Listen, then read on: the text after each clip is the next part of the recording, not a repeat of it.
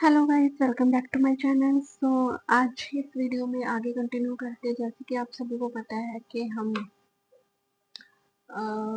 DLIS के 116 को complete कर रहे हैं और हमारी जो सेकंड 6th चैप्टर हमारा स्टार्ट है, that is collection development policy के बिहाफ में है और इसका ही ये मेरी थर्ड वीडियो है। ठीक है, और आज का हमारा टॉपिक है अपॉइंटमेंट वेंडर लाइब्रेरी। ठीक है, लास्ट वाली वीडियो में हमने देखा था कि ऑर्डर कैसे करते हैं, प्लेस करते हैं लाइब्रेरी में। अब हम देखते हैं कि वेंडर को कैसे अपॉइंट करते हैं। ठीक है, सबसे पहले मीनिंग देखते हैं।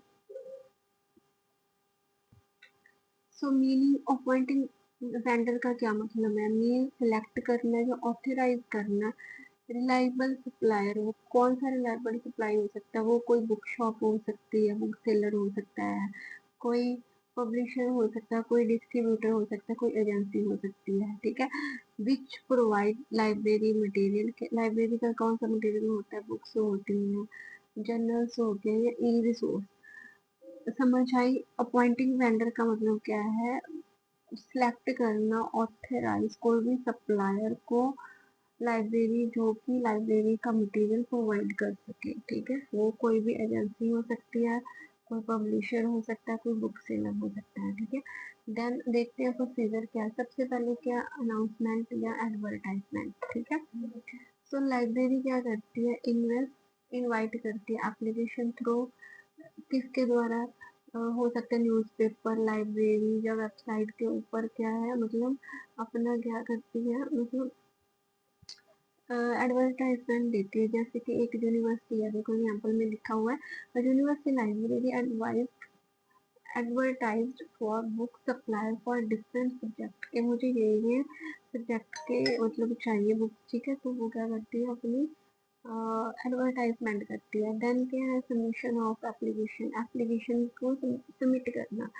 जो इंटरेस्टेड वेंडर होते हैं वो क्या करते हैं, अपनी जो डिटेल होती है वो सबमिट करते हैं, जिसमें क्या क्या चीजें होती है। बिजनेस का रजिस्ट्रेशन होती है, कैटलॉग हो गया, पास्ट एक्सपीरियंस हो गया, फाइनेंशियल स्टेबिलिटी देखते हैं और उसकी जो लिस्ट होती है। ठीक है, पहले अनाउंसमेंट कर दी लाइब्रेरी ने, देन उसके बाद एप्लीकेशन जो सबमिट होते करते हैं, वेंडर करते हैं। देन क्या है, एवोल्यूशन ऑफ द क्राइटेरिया। अब एप्लीकेशन आ गई आपके पास, अब उसको आपने एवोल्यूट करना है। क्या, पहले तो आप देखोगे रेपुटेशन एंड रिलायबिलिटी देखोगे उसकी, फिर देखेंगे कि वो कितने डिस्काउंट ऑफर कर रहा है, फिर आप देखोगे कि हाँ कि वो हमें अगर इनकेस लेटेस्ट एडिशन चाहिए वो प्रोवाइड करवा सकता है या नहीं, टाइम पे डिलीवरी दे सकता है या नहीं।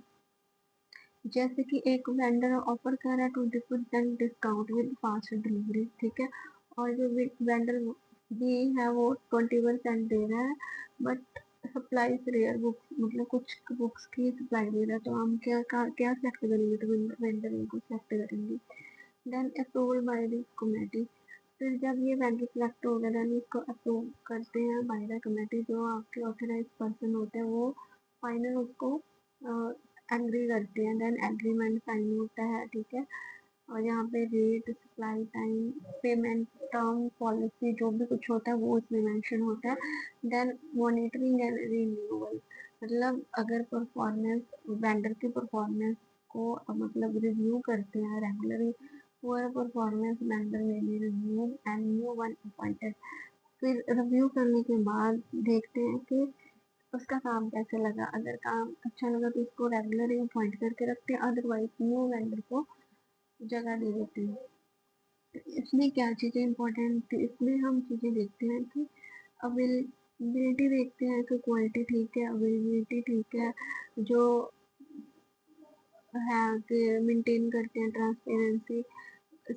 इसमें देखते हैं कि जो लाइब्रेरी के फंड है उस पर डिस्काउंट कितना आ रहा है। ठीक है, इन शॉर्ट एक लाइन में आपको पॉइंट एग्जाम के पॉइंट आउट से बताना हो तो हम क्या करते हैं, पहले सिलेक्ट करते हैं supplier for the library material. ठीक है, कैसे सिलेक्ट करते हैं? पहले एडवर्टाइजमेंट देते हैं, एवोल्यूशन देखते हैं, फिर उसको अप्रूवल करते हैं। जैसे एग्जाम्पल में उन्होंने बताया हुआ है कि दिल्ली यूनिवर्सिटी लाइब्रेरी में उन्होंने 10 वेंडर अपॉइंट किए, किसके लिए? साइंस एंड ह्यूमैनिटी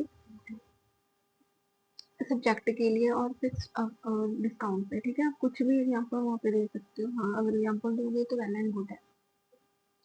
देन आगे हमारा कंसेप्ट आगे है हमारा second topic, books trade problem in India, ठीक है। ये भी आपके टॉपिक का ही एक टॉपिक, इसी यूनिट का ही एक टॉपिक है, बुक्स ट्रेड इन इंडिया। क्या मतलब बुक्स ट्रेड का मतलब? बुक्स ट्रेड का मतलब होता है all the activity involve in production, distribution and sales of the books, ठीक है। एक पब्लिशर से लेके डिस्ट्रीब्यूटर, सेलर और इसके तक का सारा का सारा कुछ किस में आता है? बुक ट्रेड में आता है, ठीक है। तो इसमें क्या क्या चीजें होती हैं, मतलब मेजर प्रॉब्लम की बात आती है तो क्या प्रॉब्लम आती है लाइब्रेरी में? Lack of bibliographical control, no complete national bibliography covering all public, मतलब कोई भी एक बिब्लियोग्राफी नहीं है जो सारे पब्लिशर को कवर करे, एक तो ये पॉसिबल है।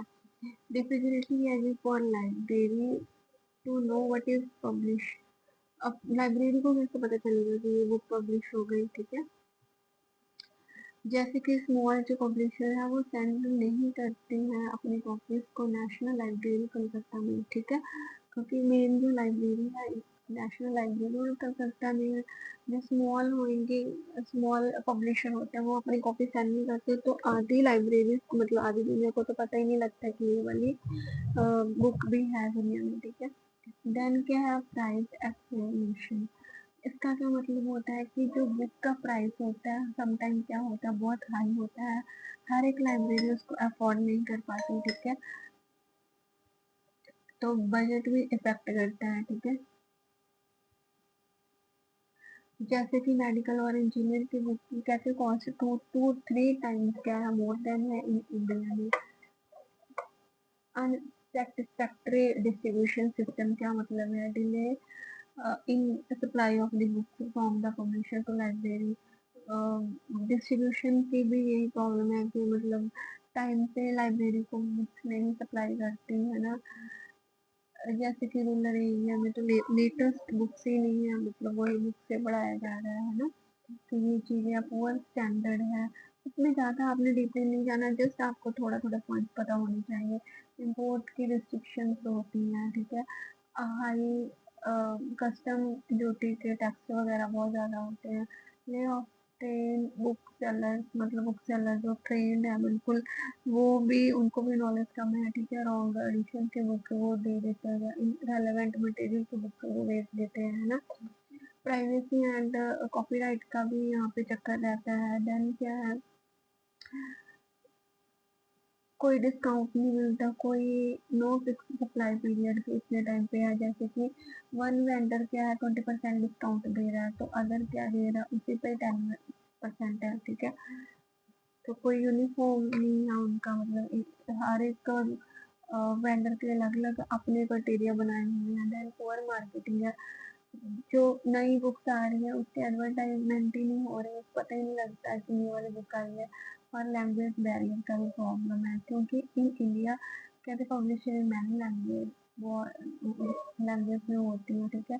बट क्या है inter language distribution, like for example एक हिंदी की बुक है जो may not be reach in the south India, ठीक है, क्योंकि साउथ इंडिया में हिंदी बहुत कम बोलते हैं, तो ये डिस्ट्रीब्यूशन की भी प्रॉब्लम यहाँ पे है। Specific reference of India, special reference of India क्या है? अब वही चीज को समरअप किया हुआ है, क्या लैक ऑफ द कोऑर्डिनेशन है, वीक डिस्ट्रीब्यूशन नेटवर्क है, प्राइवेसी का है, बिब्लियोग्राफी कंट्रोल इश्यूज है, ठीक है। ऑर्गेनाइजेशन कौन सी है? एनबीटी, नेशनल बुक ट्रस्ट है, RRLFB, ठीक है, foundation of the publisher and book seller, ये कुछ का अथॉरिटीज हैं जो इंटरनेशनल नेशनल लेवल पे काम करती है, ठीक है। तो आई होप तो आपको इतना क्लियर समझ आ गया होगा कि बुक्स ट्रेड क्या प्रॉब्लम आती है इन इंडिया में, और वेंडर्स को कैसे इन्वॉल्व करते हैं। Thanks for watching my video. अगर कोई भी आपकी क्वेरी हो, कोई भी क्वेश्चन हो तो आप मेरे को कमेंट सेक्शन में बता सकते हैं। Thanks for watching.